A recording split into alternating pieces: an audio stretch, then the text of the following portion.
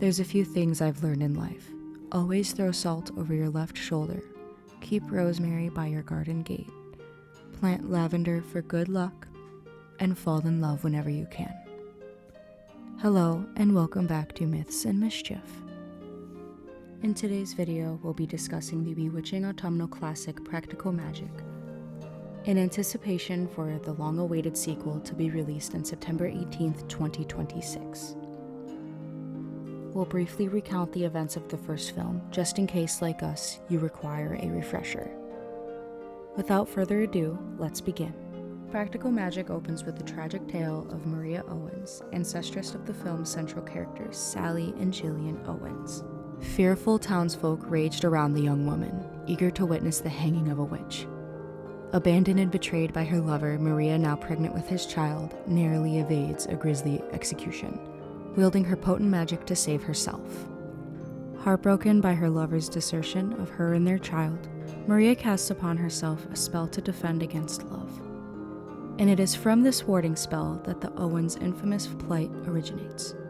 Maria's bitterness twisted her magic into a generational curse that would snuff out the life of any man unfortunate enough to be loved by an Owens woman. The harrowing impact of Maria's curse upon her descendants is keenly felt on Regina Owens, and later by her daughter Sally.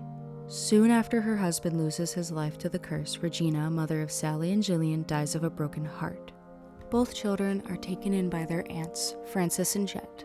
The compounded effect of these devastating losses, weathered by Sally and Gillian as children, fundamentally alter them. In a fascinating parallel to that of Maria's ward against love, young Sally casts a love spell of her own. Her imaginary true love will hear her call him from a mile away. He will whistle her favorite song and be able to ride a pony backwards. He will flip pancakes in the air and be marvelously kind. His favorite shape? A star, of course. Finally, he will have one green eye and one blue eye. Effectively, Sally intends to fail at summoning a man she believes cannot reasonably exist, thus saving her from herself and her true love from her parents' grim fate. Each of the sisters, upon witnessing their aunts casting a love spell, utter what becomes their individual guiding romantic philosophies, and ultimately foreshadows their character arcs. Young Sally's "I hope I never fall in love" versus Gillian's "I can't wait to fall in love" stand in direct contrast. Gillian eventually leaves the town to chase love and adventure in dubious places, while Sally remains behind. The sisters vow to stay connected, and their lives from this point inward are conveyed via letters. The aunts, noting Sally's wariness in love, cast a spell. Soon, despite her best intentions, Sally meets and marries Michael, and they have two daughters, Chloe and Antonia. One morning, Sally awakens to the sound of a cricket, the same death knell that foretold her father's passing. Despite her attempts to destroy the creature in hopes of preventing her beloved's demise, Michael dies, leaving Sally inconsolable, just like her mother before her. In her grief, Sally demands the aunts resurrect Michael, but they refuse, citing the perils of such an unnatural act. As Sally and her children move into the aunts' home, Sally sternly forbids them from being taught magic, recalling her own unorthodox childhood and the consequences of witchcraft. An unexpected visit from Gillian rouses Sally's spirits, and she decides to open her own apothecary shop, despite the scorn and suspicion of the townsfolk and unfortunate yet familiar reality of the Owens women. Sally's own daughters encounter ostracism and torment just as their mother and aunt faced as children. In her latest letter, Gillian gushes over her latest paramour, Jimmy Angelov. Too soon, however, love transforms into violent obsession.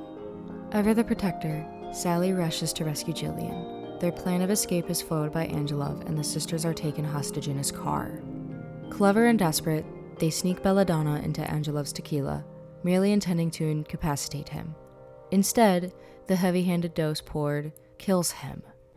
Upon returning to the aunt's house, the sisters resurrect Angelov via the aunt's forbidden spell. As predicted by the aunts, the Jimmy Angelov before them is sinister and twisted. Panicked, the sisters subdue and bury Angelov in the Rose Garden. In time, the Owens women find their own sense of normalcy, though Angelov's presence haunts them. During a drunken night, the sisters are forced to reveal their magical misadventure to the aunts. Refusing to involve themselves, the aunts depart, ordering them to clean up their own mess. Gary Hallett, an investigator from Arizona, arrives with questions about Angelov, revealed to be a serial killer who preys upon women. Naturally, Gary's investigation begins with the Owens sisters, who behave cagily at his inquiries, only furthering his suspicion.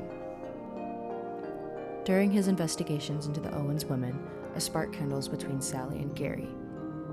Sally's own daughters, recognizing Gary as the man described in their mother's spell, scheme against Gillian, who attempts to slip Gary a banishing potion. This plot is conspicuously thwarted by the children. All appears well, until the frog disgorges Angelov's ring, solidifying their involvement in Gary's mind. After Gary leaves, the sisters fight, their relationship left in uneasy unrest. The tension provided by Gary's continued question and the romantic chemistry culminates in Sally's confession of Angelov's demise to Gary. No longer able to deny their attraction, they kiss. Abruptly, Gillian, in danger once again because of Angelov, magically calls to Sally. Upon arriving, she finds her daughters terrified and her sister possessed by Angelov's spirit. Gary, arriving in pursuit of Sally, wards off Angelov's spirits, though its sinister presence remains within Gillian. Determined and desperate to save Gillian, Sally recruits the townswomen who previously shunned and disparaged her, openly confessing to witchcraft, a compelling juxtaposition to Maria's tale. Sally apprises them of Gillian's plight. To the surprise of all, the aunts arrive to assist. This motley assortment of women, the magical and apparently mundane, gather to rid Gillian of Angelov's spirit. Through their bond as women, and to a greater extent, Sally's and Gillian's bond as sisters, Angelov's spirit is finally eradicated. It is through sacrifice, strength, and solidarity that they prevail. A semblance of normalcy returns to the quaint Massachusetts town.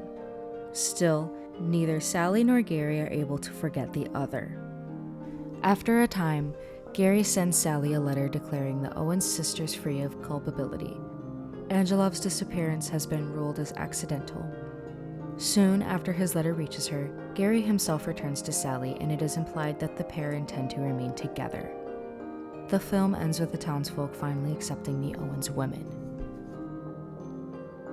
And that concludes our summary of Practical Magic, a story about sisterhood, generational grief, and the power of feminine rage.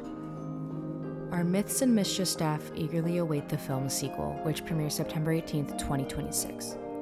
We can only hope the upcoming film does justice to the magical legacy of the original.